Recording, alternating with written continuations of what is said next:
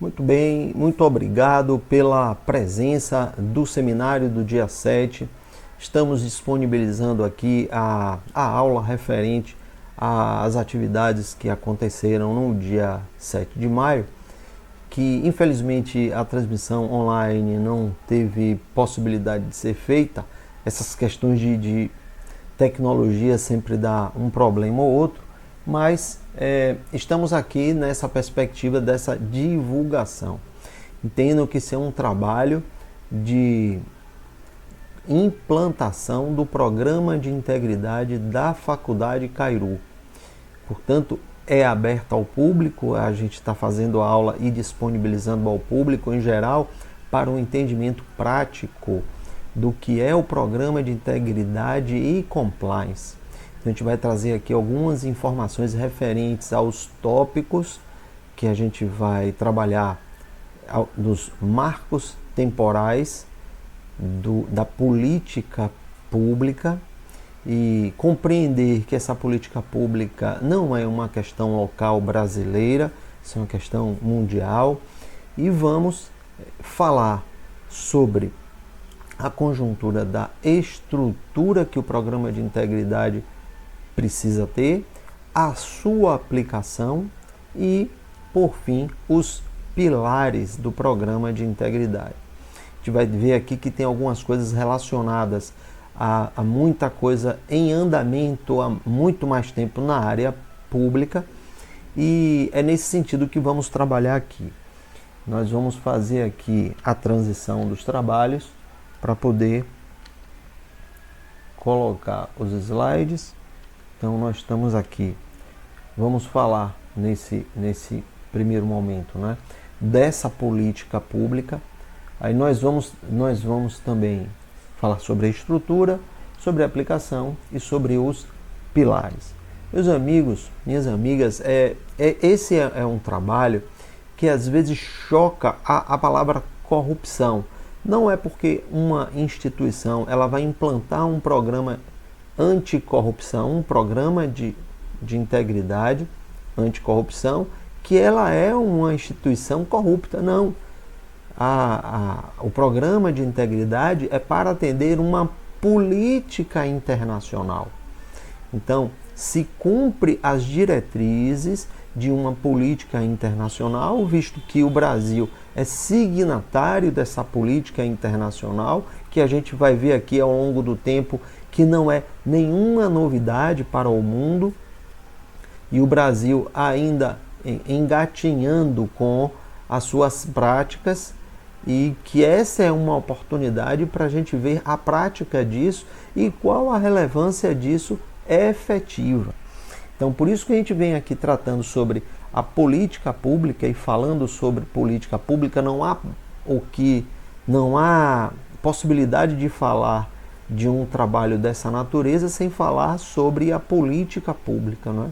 Depois a gente vai falar da estrutura, aplicação e pilares, que está tudo dentro da previsão da lei anticorrupção.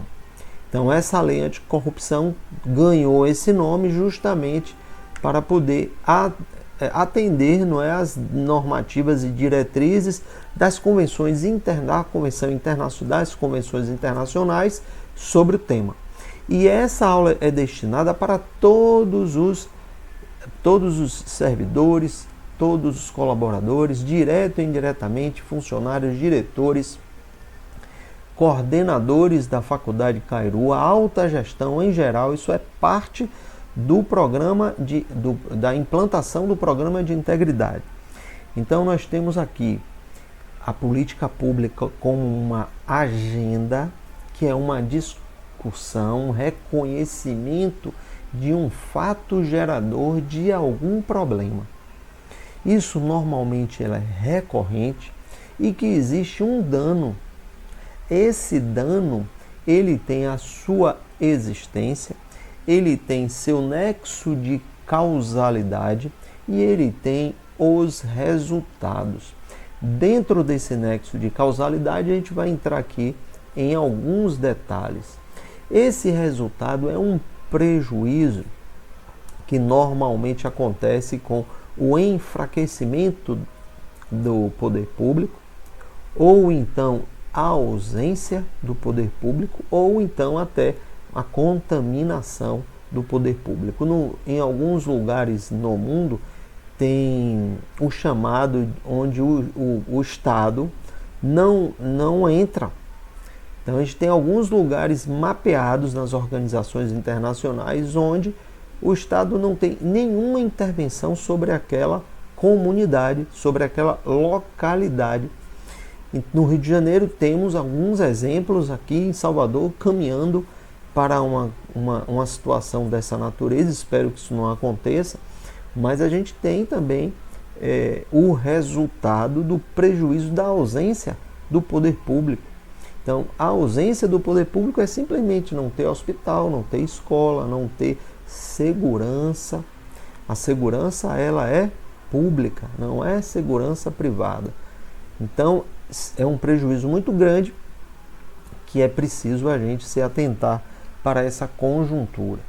Nós temos aqui o nexo de causalidade. Você tem um nexo de responsabilidade que é individual ou ela é coletiva. Quando essa responsabilidade ela é individual, é uma coisa simples. Existe somente chamada de camadas. Então, quando a responsabilidade ela é individual da corrupção, ela é chamada de uma única chamada e de baixa complexidade. O problema é quando essa responsabilidade ela é coletiva, porque você tem mais de uma camada de responsáveis, onde o rastreamento dessa responsabilidade ela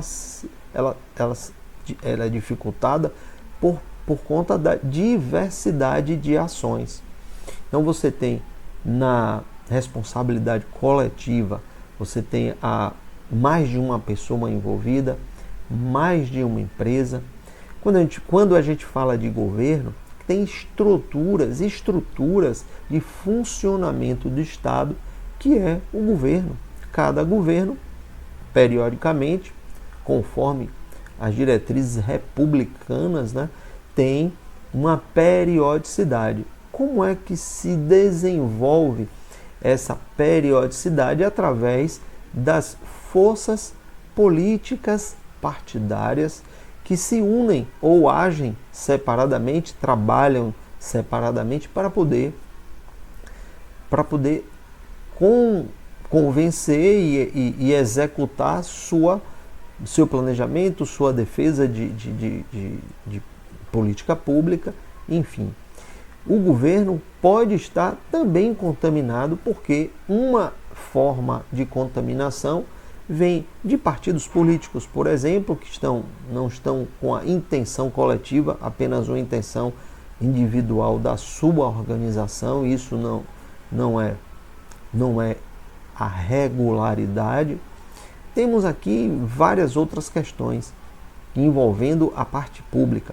E quando envolve a parte pública dentro do contexto de corrupção, é certamente uma camada também coletiva de responsabilidade, que é alta complexidade de enfrentamento desses problemas. O Estado, quando ele é comprometido, é quando ele tem a totalidade desses governos, desses núcleos de poder na execução de políticas públicas comprometidas. Então, o governo ele é temporário, mas o Estado ele é um único ente. O Estado no sentido amplo. Então nós temos aí todo tipo dessa responsabilidade, que é uma responsabilidade individual e coletiva, e temos aqui as diversas formas. A união de mais de uma empresa é também uma organização complexa para se desbaratar a responsabilidade de corrupção. Mas vamos falar aqui sobre alguns marcos temporais importantes para entendermos que essa política pública ela não é uma iniciativa brasileira. Você tem nos Estados Unidos, em 1906, por exemplo, uma manifestação de uma norma que regulamenta o controle de segurança alimentar de medicamentos. Você tem em 1913 a lei que regulamenta o sistema financeiro lá nos Estados Unidos. Nós temos aqui de 1930, 1950, 1960, algumas normas regulamentares nos Estados Unidos que já são, na verdade, uma perseguição de danos já causados, discutidos e o fato gerador constatado a materialidade dos danos. Então você tem um regulamento do mercado de capitais, essa proteção de investidores, você tem essa estabilidade desse sistema financeiro regulamentado também nos Estados Unidos dentro desse período, a existência desse compliance office, que nada mais é do que o auditor. Esse auditor que faz sua análise independente para confirmar os valores imobiliários, os títulos, não é? Dentre o tempo de 1920 a 1945, foi quando os imigrantes italianos, turcos, irlandeses chegaram na América do Norte, em virtude das guerras, em virtude de outros problemas civis, e começaram a atuar de forma a corromper tanto o poder público quanto os sindicatos e operar em tudo que era ilegal.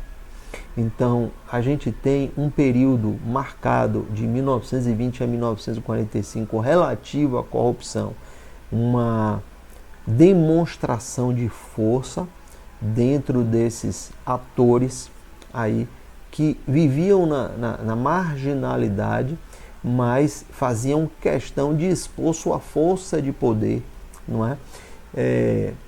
Se falarmos aqui as práticas na Itália com relação a essa questão de corrupção, a gente tem um modo de operar muito parecido, ou quase igual, de chegar a uma organização, uma pessoa e cobrar propina ou pedágio para aquela empresa funcionar sob pena de ameaça de violência, tocar fogo no ambiente comercial, jogar bomba dentro de estabelecimentos, enfim, uma série de represárias que envolve a questão da segurança, sempre perpassa por aqui. E a questão do suborno, onde já está contaminando a segurança pública. Eles querem o Estado bem distante para poder eles fazerem todas as operações ilegais existentes à época. E você tem a contaminação de sindicatos, que também é uma corrupção, diga assim, de natureza privada para categorias de trabalhadores, né? Então, essa época foi marcada por muita violência, por muita força bruta relativa aos resultados da corrupção. Aí nós temos esse período de 1945 a 1980, que é chamado até de um período romântico da corrupção, conhecido nos filmes sobre a romantização da máfia, onde a organização criminosa ela tinha amparo para ações sociais. Então já chegava a ter até um conforto da sociedade com relação a isso. Você tinha essas organizações criminosas apoiando a cultura também. Alguns artistas dessa época foram apadrinhados por organizações criminosas, mas que estavam sempre nos bastidores. Foi uma época onde os da velha guarda não queriam que seus filhos participassem daquela questão violenta. Então vamos lavar o dinheiro, vamos legalizar essa corrupção, né? Legalizar entre aspas, vamos fazer as operações de mercado de capitais, porque tinha dinheiro envolvido, inserção formal de agentes públicos. Eles já faziam uma progressão para poder esse planejamento ser inserido na organização criminosa, pessoas da sua confiança para atender os interesses da criminalidade. Isso já tem históricos aí nesse período lá nos Estados Unidos. Em 1980 a 1990, essa década de 80, teve uma reação. Aquele Rodolfo Giuliani, quando era do Ministério Público, ele era um jovem iniciando na carreira da promotoria de justiça, ele teve uma reação local, inclusive tem até no Netflix, não estou fazendo propaganda, mas é um documentário muito interessante, que é Nova York contra o crime. Foram estudos documentados das ações da justiça combatendo essa marginalidade. E mostra a dificuldade que era desbravar as camadas de responsabilidades, onde os chefões estavam em um patamar inalcançável até então. O pessoal começou a fazer outras estratégias estas que geraram risco aos agentes públicos no desvendar dessa organização. Então, essas práticas de combater a corrupção a partir dos anos 80 teve uma reverberação internacional, porque o poder público começou a publicar a forma como operava essas organizações criminosas. Sabendo disso, o mercado internacional e os estados que faziam parte de instituições e organismos internacionais começaram a promover cooperações internacionais contra a corrupção. Isso também teve uma sedimentação em recomendação em tratados internacionais, né, que é o reconhecimento desses danos de forma ampla, e que isso já teve aí uma reação muito importante quando nessa década de 80, aí, meados da década de 80, foi desbaratada as famílias que eram consideradas a máfia italiana, onde os chefes dessas famílias conseguiu ser alcançado a responsabilidade de todas as camadas. Então, em 2003 foi um grande marco internacional com a primeira convenção internacional, que foi nada mais do que uma sedimentação dessas publicações de operações de combate a essa corrupção, que resultou em cooperações internacionais, que resultou em recomendações em tratados internacionais, até chegar à primeira convenção internacional. Observe que uma recomendação internacional de um organismo internacional, ele é apenas de forma recomendativa. Um Estado comprometido, certamente, comprometido com a corrupção, ele certamente não vai ter condição de fazer adesão, porque a corrupção está entranhada em todos os aspectos, né? Então, tem a Organização dos Estados Americanos tem um ranking onde são classificados países, narcopaíses, que tem uma estrutura corrompida de Estado. O México é um exemplo disso, e já tem bastante tempo que a Organização dos Estados Americanos o considera um narcopaís, porque a corrupção, conforme as diretrizes e pesquisas e tudo que se faz dentro desse contexto, está lá classificado como um narcopaís. Então, a primeira convenção internacional foi em 2003. Vejamos aqui no Brasil, nós temos em 1986 a Lei dos Crimes do Sistema Financeiro Nacional, a velha conhecida Lei do Colarinho Branco, onde ela já começa a tratar sobre essas questões de lavagem de dinheiro e já começa a ter um aspecto formal, material do ordenamento jurídico brasileiro referente a essas práticas de corrupção. Em 1998, a Lei de Lavagem de Dinheiro. Em 2013 foi o grande marco brasileiro, a Lei Anticorrupção, 2013. Também em 2013, a aprovação das leis que regulamenta o que é organização criminosa.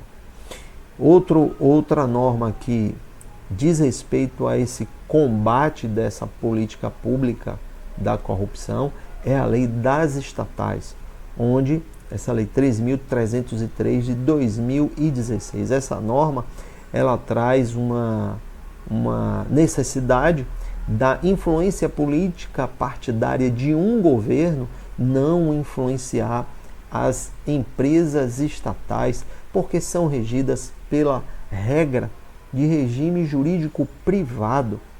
Então, essa lei, basicamente, ela traz informações e regulamentações para não ter interferência do ente privado, que é uma estatal, mesmo sendo bancado pelo poder público, ela não sofra as influências do poder público no seu andamento, porque serve como lavagem de dinheiro e de direcionamento de outras práticas de corrupção.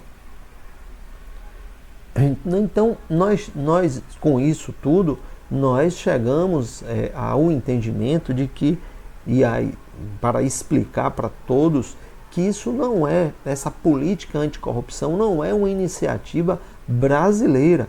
Se a gente for tomar como base todo o histórico da Suíça pós Segunda Guerra Mundial, da Itália com relação à Cosa Nostra, que é o mesmo modo de operar que se levou para outros países, né, essa prática, que consolidou-se muito bem lá nos Estados Unidos com os ítalo-americanos. Você tem também práticas que são semelhantes ao que aconteceu na Itália, na Colômbia. Você tem o cartel de Cali, que operava de uma forma bem aberta, onde o chefe criminoso quis ser inclusive presidente, né? Então, presidente da República. Naquele momento ali houve os desequilíbrios, porque o outro cartel de Cali, o cartel de Medellín, que queria se transformar lá em poder público, né? E ser o presidente da República, o Pablo Escobar. E a continuidade desse momento de corrupção na Colômbia, que foi a queda de Pablo Escobar e o início do cartel de Cali, a operação do cartel de Cali era discreta, onde se lavava dinheiro por uma rede nacional de farmácias, onde tinha todo um contexto empresarial e corrupção do poder público, assim, de forma presente e contaminada, né? Então, se a gente for falar se formos falar aqui de cada histórico, né, a gente tem a história de Tomásio Busqueta aqui nos anos 70, que foi preso no Brasil. Ele era um membro da Cosa Nostra italiana, da máfia, onde ele foi preso por um acaso aqui no Brasil com um passaporte falso e nada mais do que sua cooperação de delação premiada derrubou o primeiro-ministro da Itália, então primeiro-ministro da Itália, Júlio Andreotti, que depois conseguiu se eleger senador lá na Itália e mudar todas as regras para beneficiar todos os seus capitães, sua organização. Então, se a gente for falar de uma estrutura aí de corrupção no mundo, ela está espalhada em cada local, né? Tem países que chamam de paraísos fiscais que não resistem às suas origens de recursos. Então fogem totalmente das regras da contabilidade internacional e suas partidas dobradas, e eles aceitam recursos de todos os lugares sem se importar com a origem, só querem saber da aplicação dos recursos lá. Apesar de ter hoje cooperação internacional que combata esse tipo de coisa, ainda é uma prática muito comum em alguns países chamados de paraísos fiscais. Então, o cumprimento da lei que está posta, que é a lei anticorrupção, ela fala em estrutura e aplicabilidade, que vamos ver isso aqui com bem clareza. Traz a responsabilidade objetiva daquela empresa e todos os parâmetros e diretrizes de transparência. Essa palavra transparência, é importante a gente destacar sobre dois aspectos: o aspecto da comunicação clara e o aspecto técnico da controladoria, onde se divide em 4 macrofunções de auditoria, de correição, de ouvidoria e de núcleo de prevenção. Então, toda a finalidade dessa estrutura e aplicação desse modelo de responsabilidade, ela tem a finalidade de prevenir, de detectar e de corrigir. Essa responsabilidade objetiva das empresas privadas que a lei anticorrupção traz, ela responsabiliza a empresa por atos de corrupção independente da sua vontade, dos seus dirigentes. Imagine, se você tem um dono de uma empresa aqui, que ele tem uma série de empregados e esses empregados pratiquem atos de corrupção na sua operação empresarial, constatadamente, a empresa responde independente de culpa.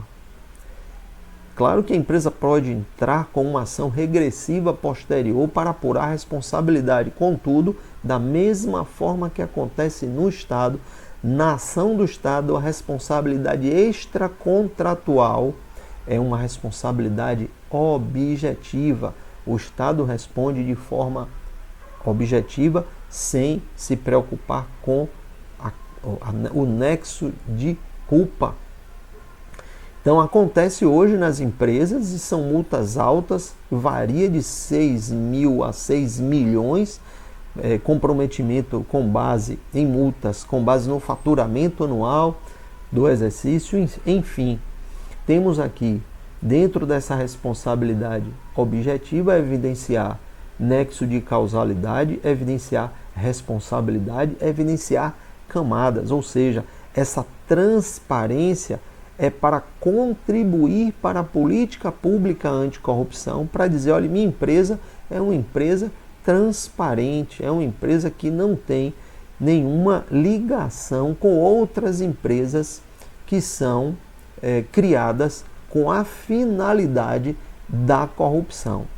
Então, é importante hoje em dia, com os pilares que vamos ver agora, essa diligência prévia dos contratos e relações empresariais, onde esse pilar, lá no final vamos falar sobre eles, esse pilar ele traz a preocupação de poder esclarecer e estabelecer uma previdência com relação aos contratos que por acaso venham a ser de empresas corruptas ou ligadas à corrupção.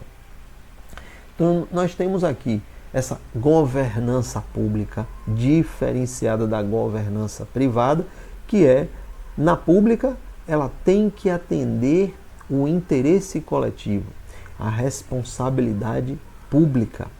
Na governança privada, com essa norma, ela traz a contribuição para o interesse público dessa responsabilidade privada. Então, hoje em dia, essa norma ela traz regras onde a empresa é beneficiada por ser uma empresa honesta. E onde vamos ver esse benefício em várias ações das regulamentações, por exemplo, das empresas que operam nas bolsas de valores, na Comissão de Valores Mobiliários, que fala de integridade e sustentabilidade.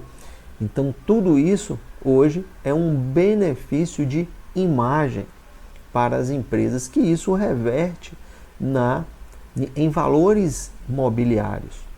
Vamos ver essa nomenclatura compliance. Vocês viram anteriormente que desde o início do século passado já tinha práticas do poder público americano sobre legalidade, ou seja, o termo compliance quer dizer está de acordo, está em conformidade.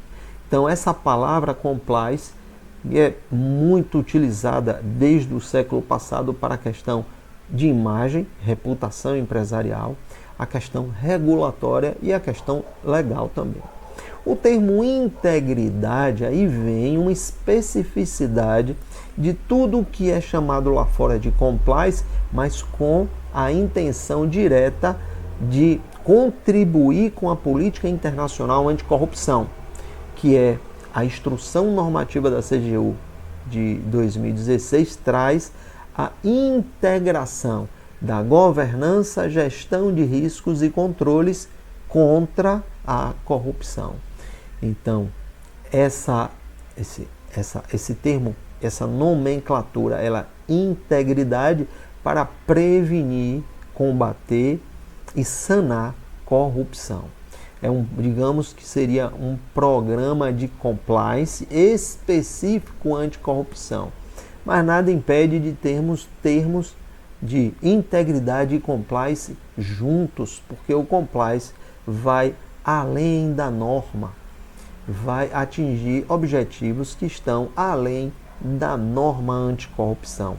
E esse alcance além das normas, ela dá um controle mais preventivo para não se chegar a um contexto de práticas de corrupção.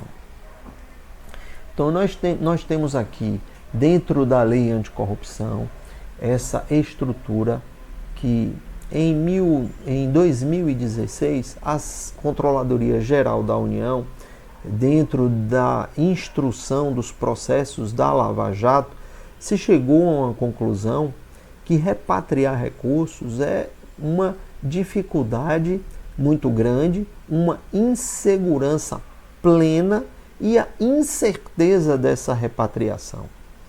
A gente pode ver que a repatriação dos recursos da Operação Lava Jato, eu acho que não foi recuperado nem a terça parte ainda dos recursos que foram subtraídos.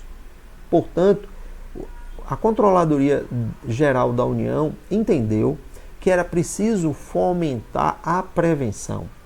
Então, quando chegou-se a esse entendimento, a CGU promoveu o programa Empresa Proética, que hoje chama-se Pacto Brasil Anticorrupção. Mas a Empresa Proética começa logo depois desse processo de Lava Jato para a intenção de prevenção. Então as empresas têm que pensar sempre na prevenção do que qualquer outra ação sanativa. Como todo lugar e todo movimento de segurança, a prevenção ele é o marco mais importante ali para se trabalhar.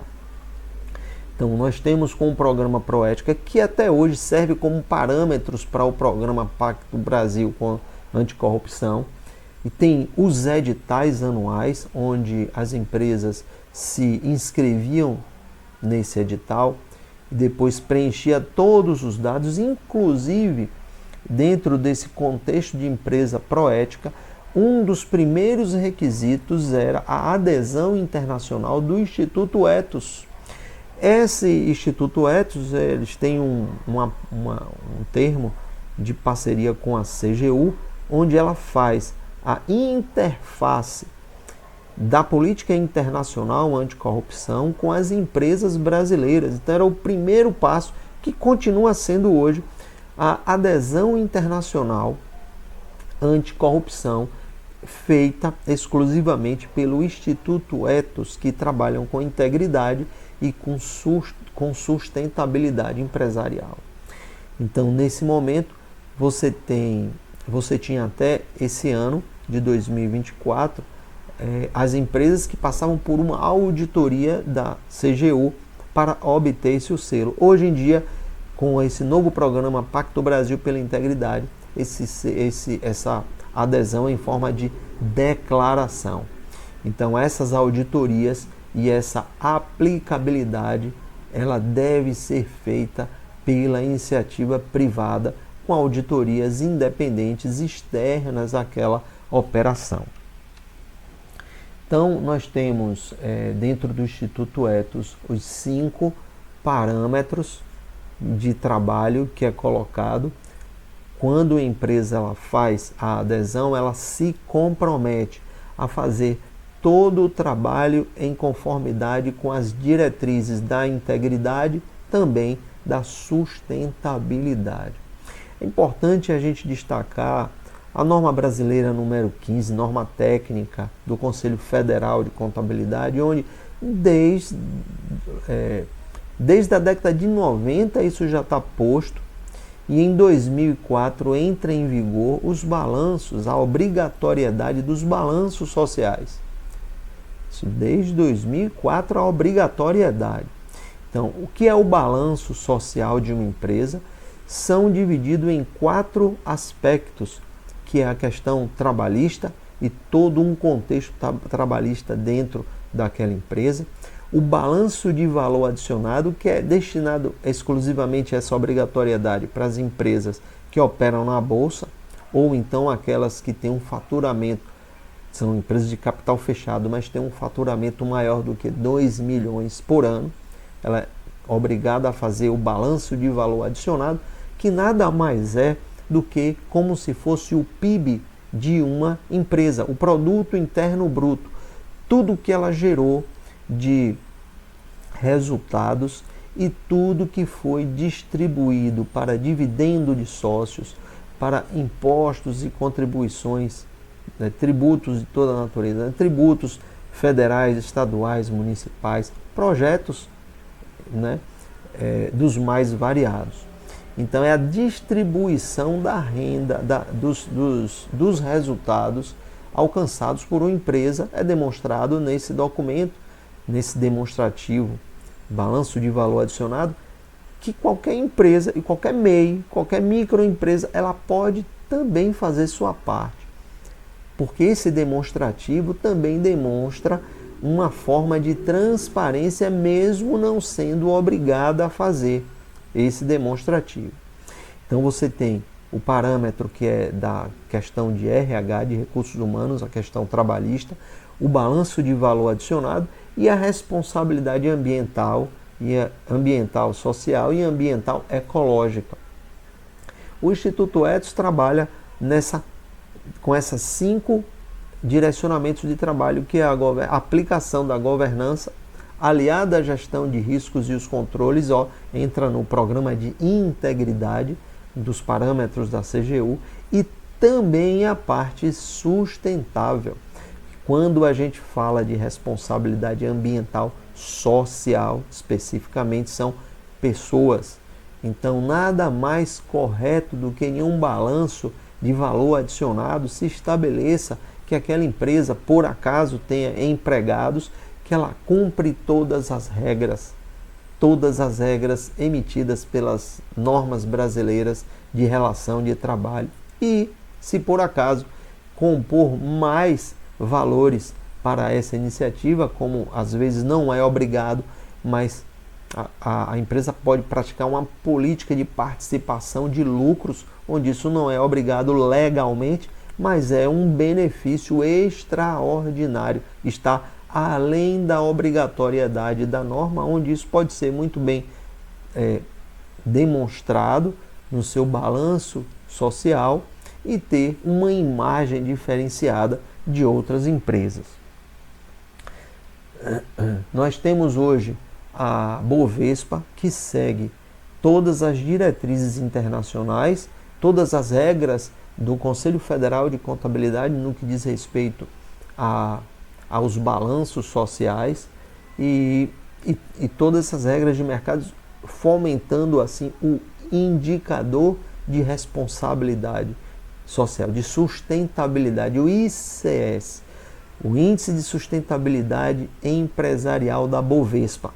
Tem toda essa base que ela converge com toda a estrutura da adesão do Pacto Internacional, toda a estrutura ela converge também do Programa Proética da CGU e todas as outras estruturas. Então, a Bovespa ela promove um indicador, através de um indicador de sustentabilidade, um ranking anual. Esse ranking estabelece do primeiro colocado em diante, tendo valores mobiliários garantidos como valor agregado às suas ações. Então, se a empresa tiver um bom ranqueamento, estiver perto do primeiro colocado no ranking de sustentabilidade empresarial, ela vai ter aí também os seus valores, seus títulos mobiliários garantidos, a sua valorização também. Essas diretrizes da Bovespa de indicador de sustentabilidade, ela segue, não é, as regras dos sistemas financeiros internacionais, onde a Comissão de Valores Mobiliários em todo o mundo colocou esse parâmetro de sustentabilidade. E nós temos aqui instrumentos e orientações técnicas do Conselho Federal de Contabilidade para atender isso há muito mais tempo do que a própria Bovespa. Mas a Bovespa ela veio consolidar isso com valorização de títulos. Então isso foi muito importante para a operação brasileira no que diz respeito à sustentabilidade e o reconhecimento disso em valores imobiliários. Então nós temos aqui a estrutura do programa, que ele tem que ter a participação da alta gestão. Ele vai passar por um diagnóstico, é o que estamos fazendo aqui na Kairos. Um diagnóstico situacional de toda a estrutura, essa capacitação inicial, que é o que estamos fazendo nesse momento, e as outras continuadas que serão também disponibilizadas para poder as pessoas de fora entenderem que existe um programa, que ele é dinâmico e ele é atualizado através dessas capacitações iniciais e as capacitações continuadas. A efetividade da alta gestão está no destacamento da formalização da instância de integridade e compliance daquela instituição, onde nós aqui na Kairos já definimos, já aprovamos, contudo falta apenas a publicação para poder a gente ter isso formalizado, mas toda a estrutura já está pronta. Tem os procedimentos da Kairos como um do pilar, uma dessa estrutura, que são os procedimentos, e a formalização da controladoria, que nada mais é do que a ação de 4 macroprocessos de auditoria interna formalmente, da ouvidoria, ou que algumas empresas chamam canal de denúncias, a corregedoria, que é a coisa sanativa, saneadora, né? E a parte do núcleo de prevenção dentro dessa controladoria que a Kairos formalmente já está tendo. Então, a estrutura da controladoria é essa formalização aqui de auditoria, ouvidoria, correção, prevenção. Esse também, essas macrofunções, é o que chamam tecnicamente de transparência, tanto que o Ministério, a CGU era antes chamada de Ministério da Transparência, porque tinha exatamente no Ministério da Transparência essas 4 macrofunções aí. Então, nós temos essa aplicabilidade, nós temos a estrutura e nós temos essa aplicabilidade. Se tivermos somente a estrutura sem aplicação, isso não existe. E essa aplicabilidade, ela é feita como? Ela é feita através, primeiro lugar, da gestão de riscos.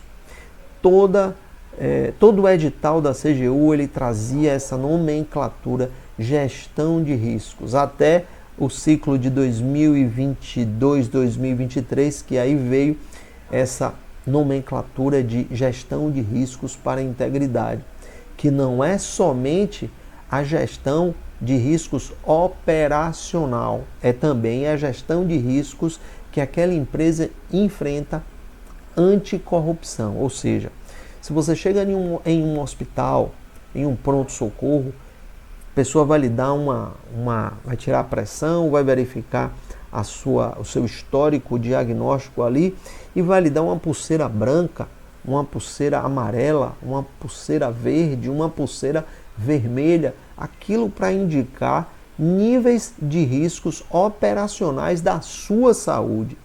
A gestão de riscos ela é direcionada para a operacionalidade, que é, por exemplo, nesse caso, mas é diferente da gestão de riscos para a integridade.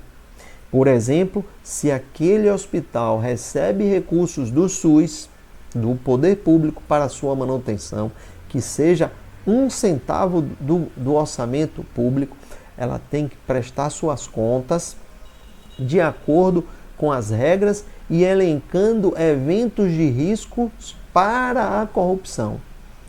Então, você tem em um ambiente de atendimento hospitalar a gestão de risco operacional, que é a operacionalidade gerencial do negócio, e você tem a gestão de riscos para a integridade, que é a prevenção de corrupção dentro daquele contexto. Então você tem as auditorias baseadas em riscos, tanto operacional quanto a gestão de riscos para a integridade. Então a auditoria ela tem que ser baseada nesses dois aspectos da integridade e da operacionalidade. Análise de ambiente para verificar as situações positivas e negativas, porque existe o risco, o evento risco é todo evento que tem probabilidade de acontecer e tem impacto. Então, vai analisar essas probabilidades de acontecer com os devidos impactos que podem ter resultados positivos. Riscos não é somente um resultado negativo. É regido pelas diretrizes da norma do ISO, do padrão internacional do ISO 31000. Mas os eventos de riscos que são negativos, que têm um resultado de impacto negativo para a missão do negócio, ela precisa ser também trabalhada. Aquele evento de risco ele tem que ter um tratamento e mitigação para verificar os graus de baixo, de alto. Entendam que se não houver probabilidade de acontecer, não é risco, é um problema sanável. Então a gente tem que diferenciar o que é um problema e do que é risco. Risco é todo evento que ele tem uma probabilidade de acontecer e acontecendo ele tem impactos naquilo para a instituição, para a missão, né? Digamos até em um conceito amplo que é a previsão de um evento futuro, é mais ou menos isso que se trata, né? Fazer a prevenção se por acaso aquilo acontecer. Então, se acontecer, nós temos essas respostas aos riscos que podem ser plano de ação ou planos de contingência. Plano de contingência são as mesmas coisas de um plano de ação com prazos bem menores de respostas e de soluções. Porque plano de contingência era para tratar de um risco materializado, já aconteceu. Então vai tratar agora os impactos desse evento.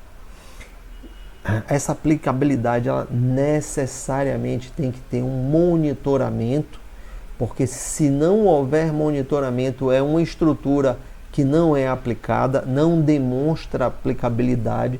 Então por isso que tem que ter o monitoramento. E o monitoramento é sempre auditorias externas para verificar o mapeamento dos seus riscos, os resultados, planos de ações, controles envolvidos e o dinamismo do monitoramento, não é? Porque o dinamismo do monitoramento é dizer que existe uma estrutura aplicável e que ela é dinâmica. Uma hora ela vai ter respostas aos riscos diferentes em outros momentos, né? Às vezes aquilo passa a ser um risco muito baixo de acontecer e a instituição resolve, o gestor responsável pelo negócio resolve tomar outras providências para atuar em outras áreas e dar uma atenção em outras áreas de riscos maiores. Mas isso é um assunto que que a gente vai ver especificamente quando tratarmos de auditoria interna, porque a gente vai falar sobre esses cálculos dos riscos que chamam riscos inerentes, e depois dos riscos inerentes calculados tem os riscos residuais. Mas isso é um assunto bem específico lá, de natureza mais aprofundada. Por fim, é a publicação. A publicação dessa aplicabilidade, ela é aquilo que a gente traz de transparência no sentido de boa comunicação. Olha, eu não tenho nada para esconder aqui de camadas de corrupção, não tenho ligação com empresas suspeitas e está aqui todo o meu monitoramento publicado de forma ampla. Então a empresa está contribuindo com a política anticorrupção.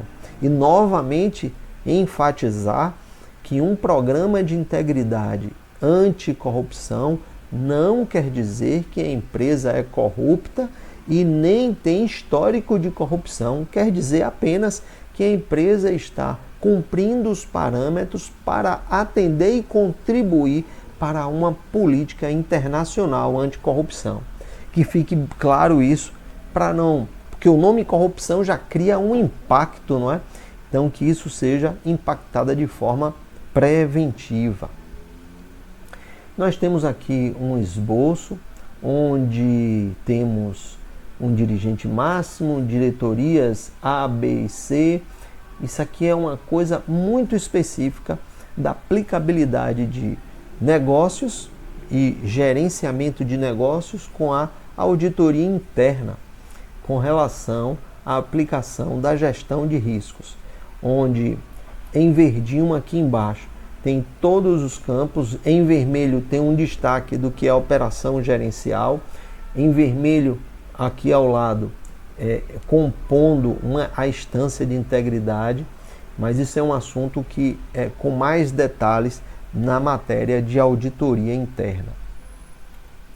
Dentro desse contexto apresentativo, quando chegar nas caixinhas operacionais de todas as diretorias, vai se avaliar a maturidade do programa através dos ciclos de implantação das gestões de riscos.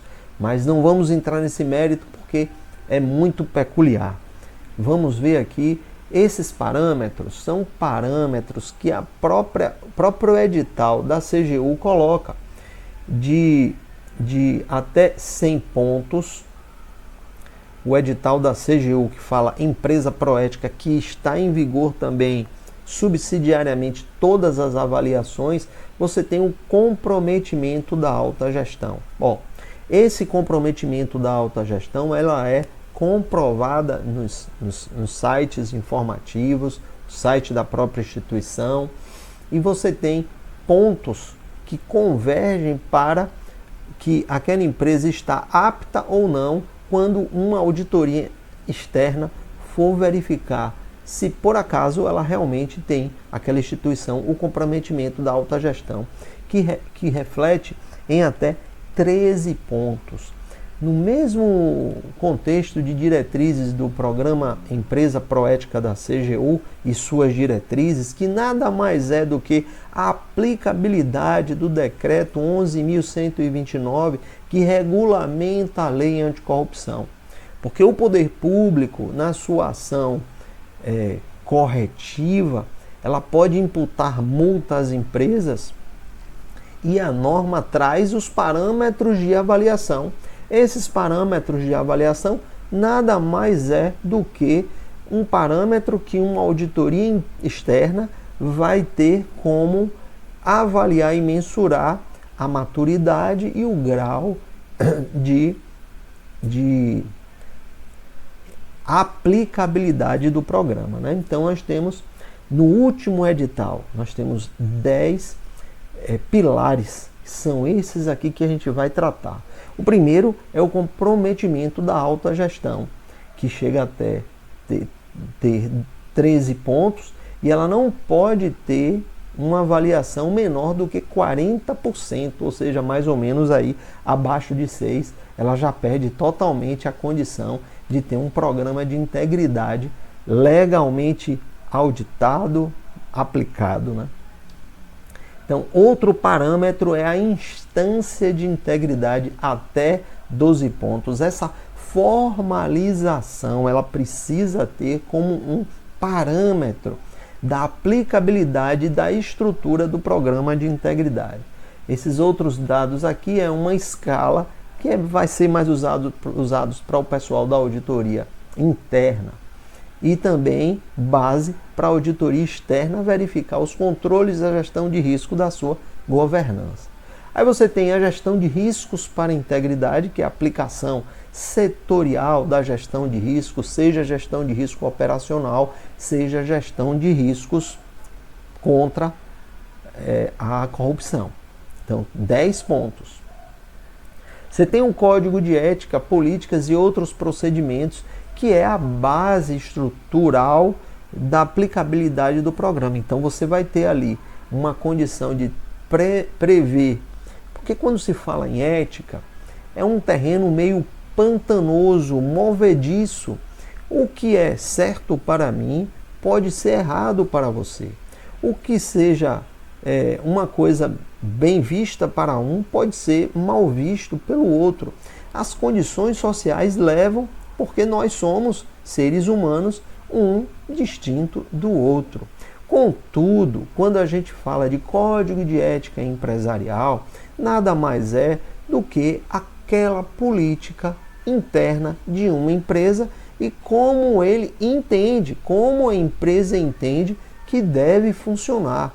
Então, esse código de ética é justamente para afastar essa, digamos, essa subjetividade do que é certo para mim e errado para o outro, ou visões distintas. Não, ali fica estabelecido que não pode isso, que não pode aquilo, que é proibido isso, que é permitido aquilo, e que se isso acontecer, haverá um processamento administrativo, já entra no lado da estrutura para poder se instruir bem e com lisura um processo disciplinar administrativo e outras questões mais. Então, esses códigos de ética, procedimentos e tudo mais, e políticas internas, ela representa 19 pontos no programa de integridade.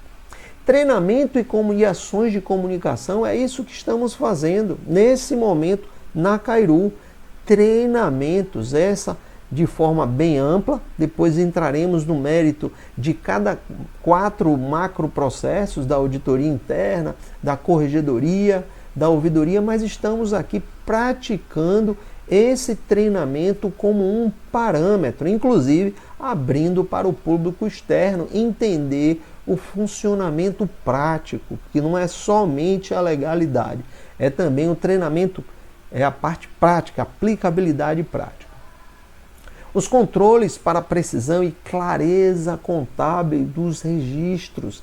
É preciso ter uma pontuação aqui, não pode ter menos de que 2% nessa avaliação, que essa avaliação vai ser feita pelo auditor externo, mas tem até 5 pontos para os controles. Os controles, eles influenciam nos eventos de risco, quando se trata dos riscos inerentes e riscos residuais. Então, quanto maior o controle, menor a probabilidade daquele risco se materializar. Então, é importante a clareza da função dos controles internos, que teremos aqui controles internos gerenciais. Teremos um módulo específico quando a gente também tratar da questão da auditoria. Observe que o parâmetro é de até 5 pontos de avaliação dentro de um programa de integridade.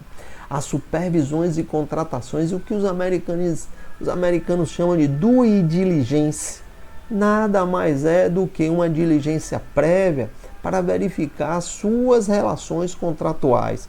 Eu tenho relação com outras empresas, outros fornecedores que têm as mesmas diretrizes que eu. Essa empresa está envolvida com lavagem de dinheiro, com outros tipos de corrupção. Tudo isso é dentro dessa supervisão prévia dessas relações de contrato, que pesa até 10 pontos em um programa desse. e ela precisa existir necessariamente. Então você tem um canal de denúncias, a ouvidoria, remediação e medidas disciplinares, envolve ali a parte da ouvidoria e a parte correicional e empresarial. Ó, 11 pontos também. Você tem um monitoramento do programa. O monitoramento ele tem 4 pontos e ele precisa existir e é uma dos pilares onde se demonstra por documentos os relatórios de monitoria, por essa auditoria externa, tudo aquilo que está sendo aplicado. Você tem a transparência e responsabilidade social. Pessoal, essa transparência é no sentido da boa comunicação. Nesse sentido da boa comunicação, que precisa ter uma clareza naquela empresa onde ela está colocada de forma pública, para se entender, até para uma diligência prévia de uma outra empresa. Deixa eu colocar aqui no site dessa empresa e verificar que ela segue as mesmas políticas e código de ética dentro desses parâmetros gerais anticorrupção. Isso é importante colocar. E a responsabilidade social, ela dividida na parte especificamente comunitária e também de meio ambiente, né? Isso é uma necessidade. A empresa que tem, a instituição que tem um programa de integridade, ela não pode deixar de ter responsabilidade social. Representa 4 pontos dentro de um escalonamento dos parâmetros. E aí você tem toda essa forma aqui de... Deixa eu voltar aqui para poder...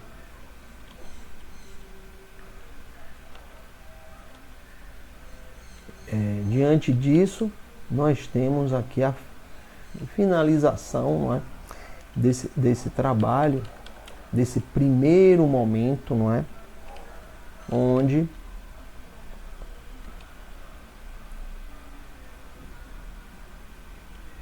esse primeiro momento onde a gente termina essa apresentação agradecendo a atenção de todos e agradecendo também o interesse comum pelo tema. Haverá outras aulas para poder dar continuidade àquela capacitação, que essa é a inicial. Muito obrigado pela atenção, até o próximo encontro. Podem colocar dúvidas no YouTube, pode colocar todos os questionamentos. A gente vai colocar também no Instagram o hiperlink do nosso canal, onde vocês podem perguntar, tirar dúvidas, questionamentos. A gente vai responder a todas as perguntas. Muito obrigado.